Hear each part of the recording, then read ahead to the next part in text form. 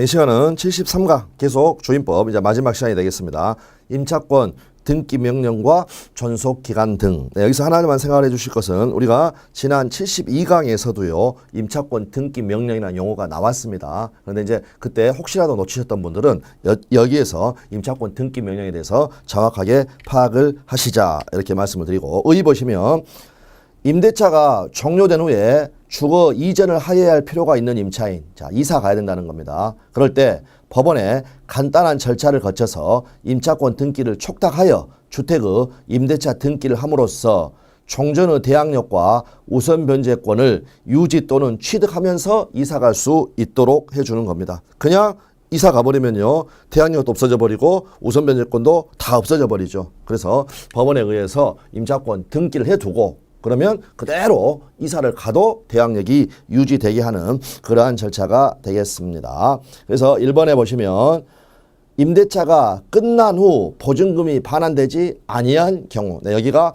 핵심이 됩니다. 핵심이 된다. 그리고 우리 이제 시험 자체에서는 임대차가 종료하기 전에도 임차권 등기 명령을 신청할 수 있다 해서 틀린 질문이 나왔고요. 이 상황 자체가 임대차가 끝났는데 보증금을 못 주고 있다는 겁니다. 그러면 임차인은 임차 주택의 소재지를 관할하는 임차 주택의 소재지, 네, 이 부분도 한번 시험에 출제가 됐습니다. 임대인의 주소지를 관할하는 법원 하면은 X가 된다. 이렇게 되시고요. 그다음에 2번도 한번 출제가 됐습니다.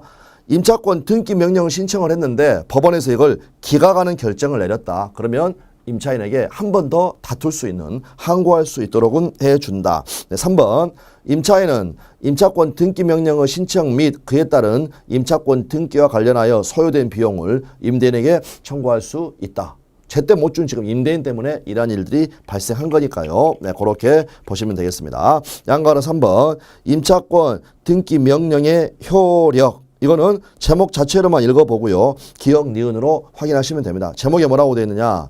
대항력 및 우선 면제권, 그걸 갖추지 못했던 사람은 임차권 등기 명령에 의한 등기가 집행이 되면 취득하게 되는 거고요. 기존에 가지고 있었던 사람은 그대로 유지가 되는 겁니다. 그럴 때 디귿번 한번 확인하시면 임차권 등기 명령에 의해서 임차권 등기가 되어 있죠.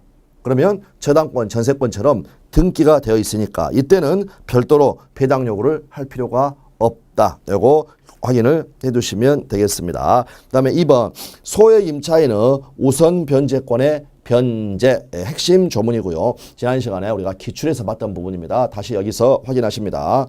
임차권 등기 명령의 집행에 의한 임차권 등기가 격려된 주택을 그 이후에 임차인은요, 소액 임차인으로서 최우선 변제받을 수가 없다.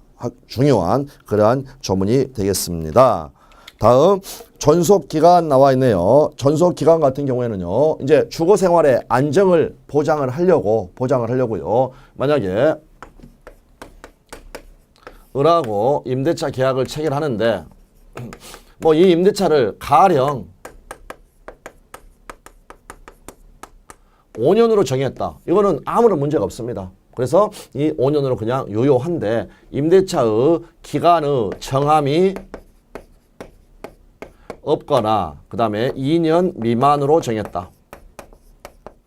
여기서 주실 것은, 자, 우리 민법상의 임대차는요, 기간의 정함이 없을 때에는요, 각 당사자는 언제든지 해지 통고를 할 수가 있다고 그랬습니다. 그리고 일정한 기간 6월, 1월을 주고 이 임대차는 종료하게 되는데, 주택 임대차 같은 경우에는요, 정함이 없거나 2년 미만으로 정한 때, 이때는요 2년을 보장을 해주는 겁니다. 2년을 보장한다. 이걸 바로 최단기의 보장이라고 합니다. 그래서 조문 그대로 확인하시면 기간을 정하지 아니하거나 2년 미만으로 정한 임대차는 그 기간을 2년으로 본다.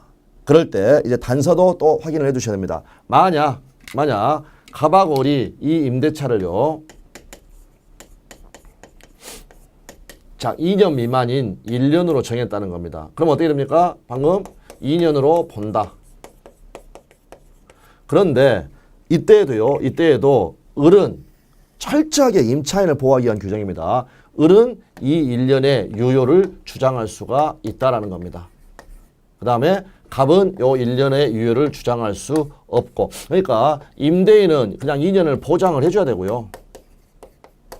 그 다음에 을은 이때 1년 미만의 기간을 2년 미만의 기간을 주장할 수 있다. 단서 보시면 다만 임차인은 2년 미만으로 정한 기간이 유효함을 주장할 수 있다. 괄호에서 확인되는 것처럼 임대인은 그 1년의 주장이 불가하다. 다음 4조 2항 우리가 그 71강에서 봤던 부분입니다. 대항력과 관련해서 존속 의제 규정. 중요한 조문이니까 다시 한번 임대차 기간이 끝난 경우에도 임차인이 보증금을 반환받을 때까지는 임대차 관계는 존속되는 것으로 본다. 존속 의제 규정 이렇게 해서 계속 반복을 해주시면 되겠습니다. 역시 방금 그 조문에 있는 걸 판례가 확인하고 있죠. 임대차 기간을 2년 미만으로 정한 경우 가령 1년이다.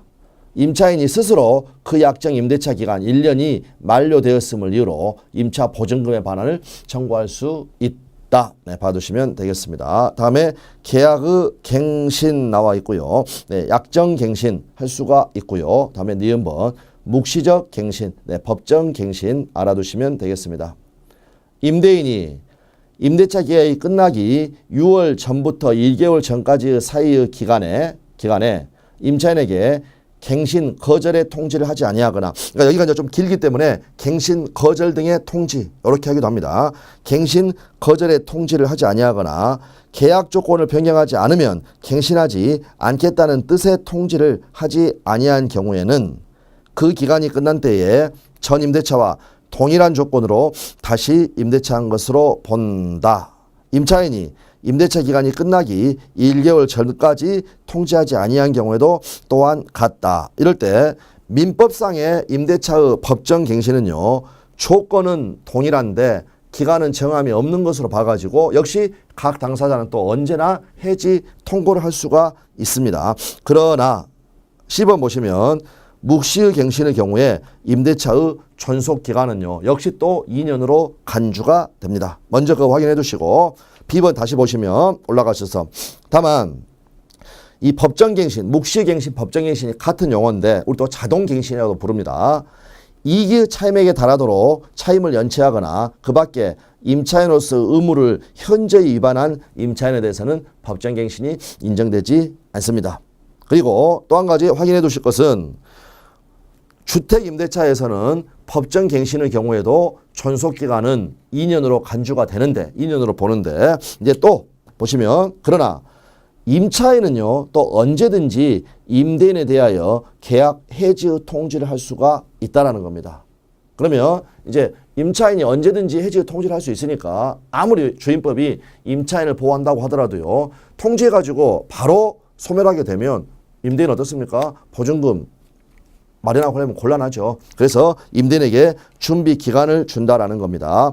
이 경우 해지는 바로 통지 도달했을 때 바로 효력이 발생하는 게 아니라 임대인이 그 통지를 받은 날로부터 3개월이 지나면 효력이 발생한다. 이렇게 해서 임대인에게도 그러니까 2년으로 다시요. 법정갱신하면 2년으로 간주가 된다. 그러나 그 경우에도 임차인은 언제든지 해지의 통지를 할 수가 있다. 다만 임대인에게 3개월이라는 준비 기간은 주어야 한다. 이렇게 정리를 하시면 됩니다. 그런데 이제 저희 시험에서는 틀린 지문으로 어떤 지문이 나왔냐면요. 법정갱신이 된 경우에 임차인은 3개월 내에 해지의 통지를 해야 한다. 뭡니까? X입니까? X죠. 언제든지 해지 통지할 수 있고 그 3개월은 임대인에게 주는 준비 기간이지 임차인의 그 통지의 기간, 그 제한하는 기간이 아니라는 거. 네, 그걸 확인하시면 되겠습니다. 다음 차임 또는 증감 청구권 나와 있고요. 의 7조 차임 등의 증감 청구권. 당사자는 약정한 차임이나 보증금이 임차주택에 대한 조세, 공과금, 그 밖의 부담의 증감이나 경제사정의 변동으로 인하여 적절하지 아니하게 된 때에는 장래에 대하여 그 증감을 청구할 수 있다. 다만 증감을 청구할 수 있되 또 임차인을 보호하기 위해서 증액의 경우에는 제한을 합니다. 다만 증액의 경우에는 대통령령으로 정하는 기준에 따른 비율을 초과하지 못한다. 그랬고요. 이제 이 부분이 5% 9% 해가지고요. 네, 지금 여기서 이제 할 것은 주임법입니다. 주임법. 그러나 어차피 우리가 이제 상인법 뭐 비교도 하겠지만 상인법에서는 증액 제한 9%의 증액 제한을 받는다. 9%를 초과하지 못한다. 이렇게 알아두시면 되겠습니다.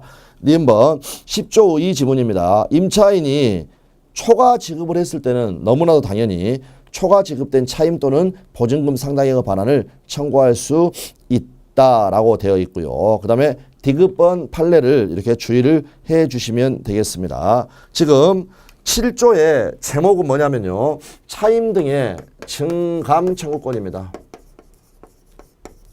그러면 임차인은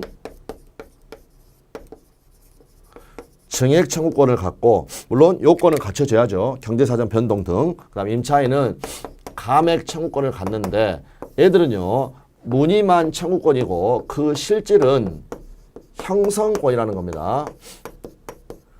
결국 우리 주임법은요.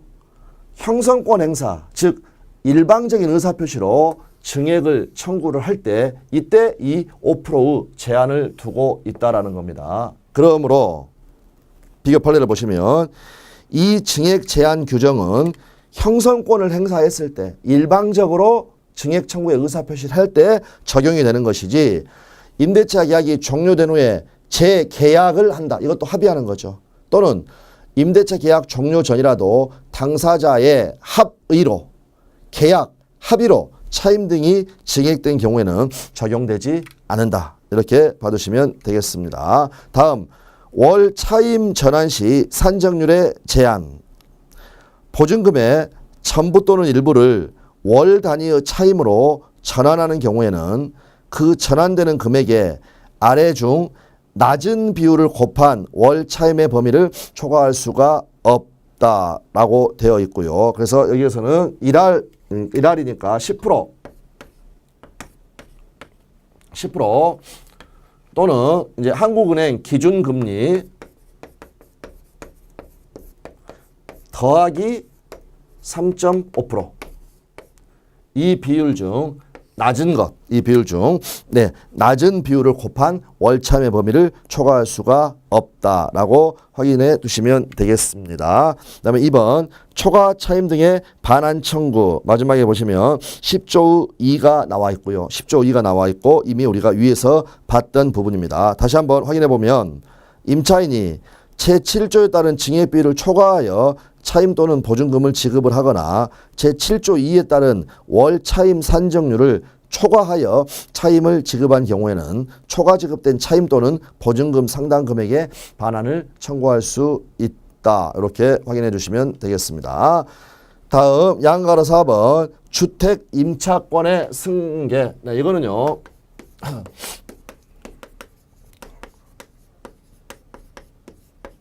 사실혼 배우자를 보호하기 위한 그러한 제도로서 주임법에 있는 거고요. 주임법에 있는 제도고 상인법에 있는 제도는 아니다. 상가 건물에서 영업해야지 사실혼 관계 유지할 일은 없다라고 해 두시고요. 다음 일단 사실혼 배우자는 여러분 상속권이 있습니까? 없습니까? 없습니다. 상속인이 아니죠. 그렇지만 이제 이 사실혼 배우자를 보호를 하기 위해서 특별 규정을 두고 있다라는 겁니다. 그럴 때 보호를 받으려면요. 없애거나 또는 내쫓거나합니다. 누구를?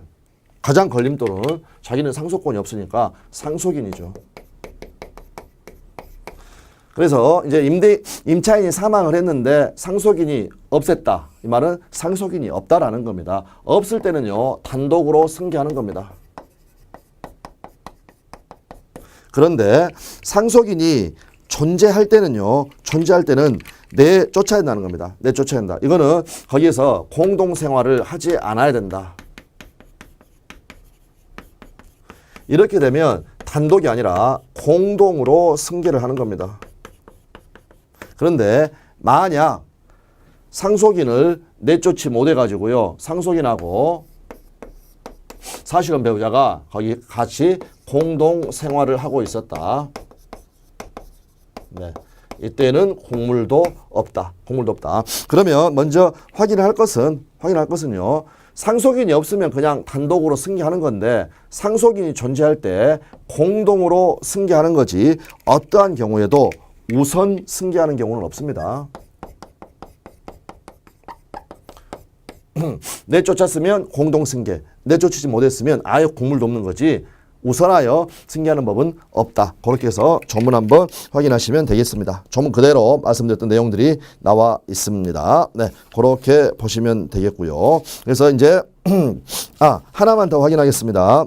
그 구조의 사망, 제1항과 제2항 경우에 임차인이 사망한 후 1개월 이내에 임대인에게 제1항과 제2항에 따른 승계 대상자가 반대 의사를 표시를 한 경우에는 승계되지 않습니다. 왜냐하면 권리 의무를 승계하기 때문에요. 경우에는 배보다 배꼽이 더 커가지고요. 채무가 더 많을 수도 있습니다. 채무가 더 많을 수도 있다. 그렇기 때문에 이렇게 반대 의사를 표시를 하면 이 승계로부터 벗어날 수 있다.